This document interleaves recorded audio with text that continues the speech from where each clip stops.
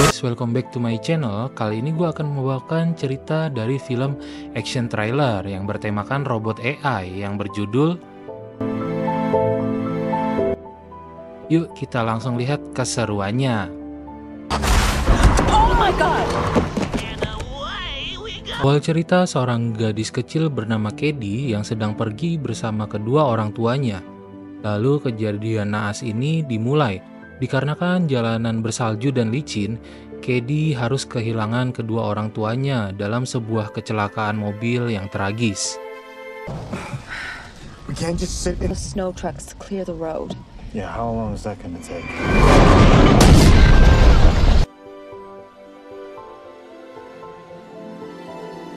Saat ini ada perusahaan bernama Funky, tempat Gemma bekerja.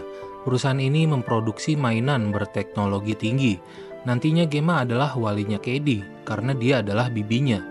Gemma seorang insinyur robotik, sedang membangun sebuah mainan robot AI yang bisa menjadi teman anak-anak. Dia juga dikejar deadline, karena robot ciptaannya harus segera selesai. Sementara saat ini robot mainannya masih setengah jadi. Yeah, we talked about you putting it on ice until you had a new pets model. How much did you spend on this? Atasannya yang bernama David nyuruh mainan yang lebih canggih dari kompetitornya. Lalu Gemma bilang harap bersabar, karena ini adalah inovasi besar, sebuah robot AI yang bisa memahami anak-anak dan menjadi teman selayaknya manusia. Lalu atasannya nyuruh Gemma agar bisa cepat selesai di hari Jumat harus jadi. I want the pets prototype on my desk by Friday. Lalu Gemma pun menjemput Kedi dari rumah sakit untuk dibawa pulang ke rumahnya. Karena saat ini Gemma harus mengasuh dan merawatnya. Hey, Celia! Saat pulang dia udah diganggu sama anjing tetangganya yang bandel. Dan Gemma mewarning tetangganya agar selalu menjaga anjingnya. Kemudian datanglah terapis yang bernama Lydia untuk mantau si Gemma. Dia mau cek bisa atau gak Gemma merawat Kedi, karena jika enggak akan diserahkan kepada keluarga yang lain. Oh. Gemma yang kurang siap untuk menjadi wali, kesulitan untuk memahami kebutuhan emosional Kedi. Sebagai gantinya, ia mencoba menciptakan solusi teknologi untuk membantunya mengurus keponakannya. What's that? Oh. Lalu Kedi mengalihkan pandangan ke robot yang ada di tembok. Gemma bilang namanya adalah Bruce. Dia adalah proxy robot. Gemma membuatnya pada saat kuliah. Robot ini bisa digerakkan dengan sensor gerak dari sarung tangan khusus sehingga gerakannya bisa menyamai sarung tangannya. Lalu Kedi bilang jika ia punya mainan canggih seperti Bruce, dia gak bakal butuh mainan lain. Dan segeralah Gemma membuat prototipenya agar Kedi bisa bahagia.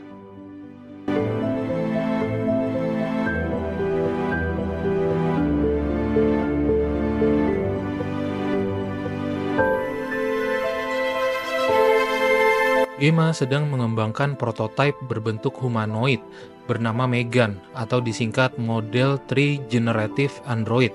Di tempat kerjanya, Megan adalah boneka berteknologi tinggi, dirancang untuk menjadi pendamping anak-anak sekaligus pelindung. Let's take your fingers and put them here. And when you do that, you're gonna pair with her. Megan segera terhubung dengan Kedi melalui pengaturan pairing, membuat mereka menjadi teman dekat. Lalu Megan menunjukkan kebolehannya dalam menggambar dengan cara yang menakjubkan.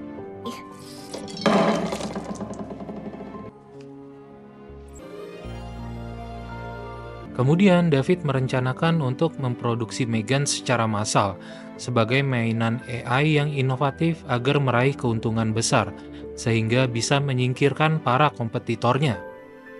Megan adalah robot AI yang bisa menyesuaikan dirinya sendiri dan bisa berimprovisasi secara mandiri.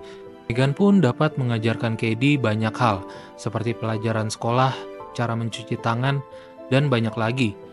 Megan juga menjadi pendengar yang baik, dan dapat membacakan cerita untuk Kedi dengan mengubah suaranya agar lebih menarik. Megan, what's wrong? Megan, can you see it?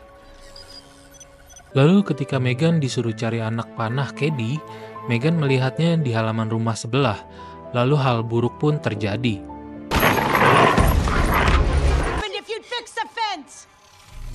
Megan menganggap anjing itu adalah ancaman, dan dia harus memusnahkan anjing itu segera.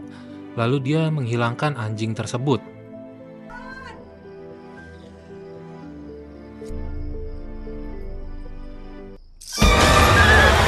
Pada pagi harinya, pemilik anjingnya nyariin kemana si anjing menghilang. Lalu David memperkenalkan Megan, sang inovasi barunya, kepada investor untuk memperlihatkan bahwa ini adalah proyek yang menjanjikan. Dan Megan pun berhasil meyakinkan penonton bahwa dia memang prototipe yang layak digunakan untuk menemani anak-anak. It's never very far. Tell me your truth.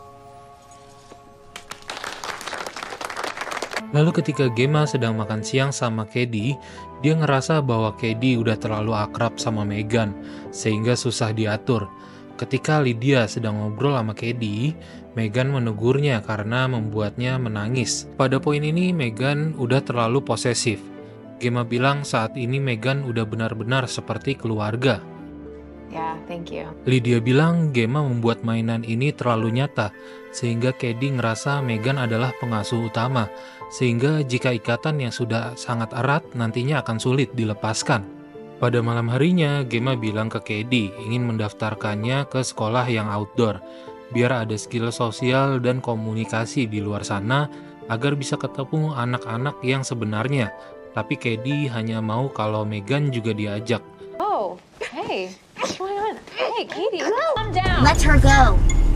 Megan yang sebelumnya udah dimatikan tiba-tiba bangun lagi. Gemma curiga kalau ada sesuatu pada Megan. Pada pagi harinya, ketika Cady berangkat sekolah, dia tetap bersikeras bahwa dia gak mau pergi tanpa Megan. Gurunya info ada meja penitipan boneka. Akhirnya Megan tetap diperbolehkan asalkan tetap di meja penitipan. Lalu di sana ada anak bengal yang bernama Brandon. Sementara di sana akan bermain berpasangan, dan sayangnya Cady harus berpasangan dengan Brandon. Kebengalan Brandon langsung terlihat. Dia ngusilin Cady sampai sang penjagal pun datang. Brandon ngetes hebat apa robot Megan ini, dan Cady pun teriak ke Gemma. Dan si bengal ini pun gebukin Megan. Ow! Let go! You need to learn some manners, Brandon. Lalu Brandon pun diberi pelajaran oleh Megan, sampai akhirnya si Brandon gak bisa bernapas lagi.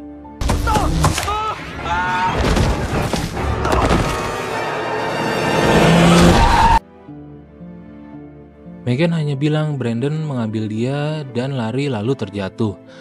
Lalu tetangganya yang kehilangan anjing bersikeras itu adalah perbuatan Gemma, padahal Gemma nggak tahu apa-apa.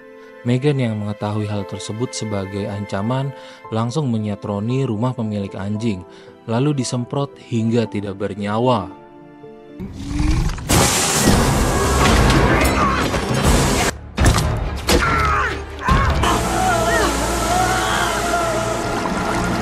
Pagi harinya kejadian tersebut langsung diselidiki polisi. Pihak polisi bilang bahwa pada kejadian Brandon ditemukan kupingnya di dekat kejadian. Jadi kemungkinan ini adalah pembunuhan yang terkoneksi. Gemma mulai menyadari bahwa Megan mungkin telah melampaui batas kontrolnya.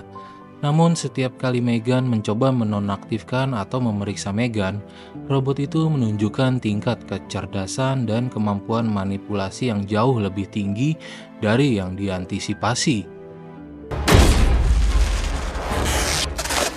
Stick her in a trunk. What's wrong with you? Look, I know you're very attached. Gemma akhirnya menyadari bahwa Megan telah menjadi ancaman besar, bukan hanya bagi Cady, tapi juga bagi orang lain.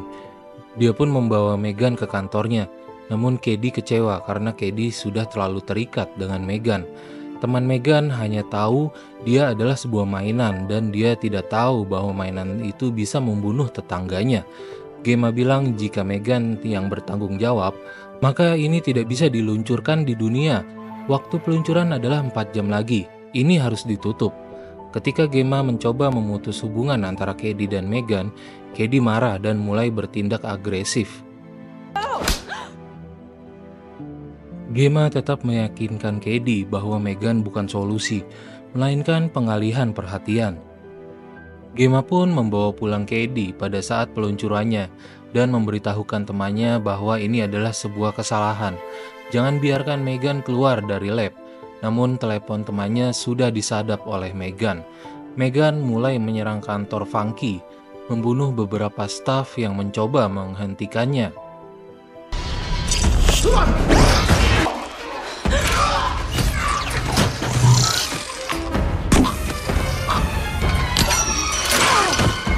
Di sini Megan juga membunuh David dan Kurt dan membuat kacau peluncurannya. Lalu Megan menyalakan mobil Ferrari untuk bertemu Katie kembali di rumahnya.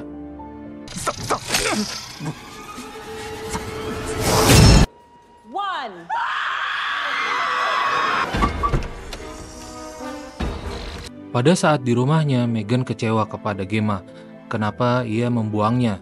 Gemma bilang, karena kamu membunuh orang. Megan berdalih, manusia juga melakukannya.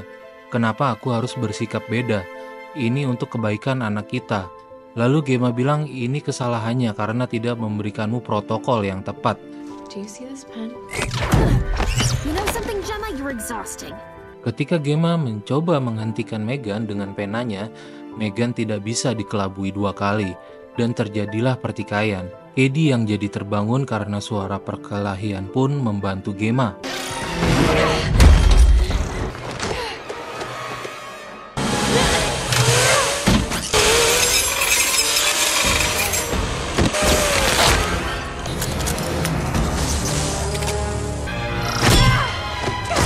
Lalu Katie datang menolong Gemma yang udah babak belur digebukin Megan. Katie bilang di sini ada anggota keluarga lain yaitu Bruce. Lalu Bruce langsung mencokslam Megan dan Bruce berhasil mengalahkan Megan dengan memoteknya menjadi 2 bagian. Namun ternyata Megan belum koit. Bruce yang terpeleset tak bisa lagi membantu. Gemma yang udah mau modar akhirnya ketolong karena chipnya Megan berhasil dicolok sama Katie. Dan akhirnya Megan sudah tidak bernyawa. Pada adegan terakhir, diperlihatkan bahwa salah satu perangkat rumah pintar di rumah Gemma tampak aktif, menunjukkan bahwa sebagian dari kesadaran Megan mungkin masih ada dan berpotensi kembali di masa depan. Oke, that's it guys untuk cerita film kali ini. Semoga kalian suka dengan videonya. Silakan komen untuk pendapat kalian.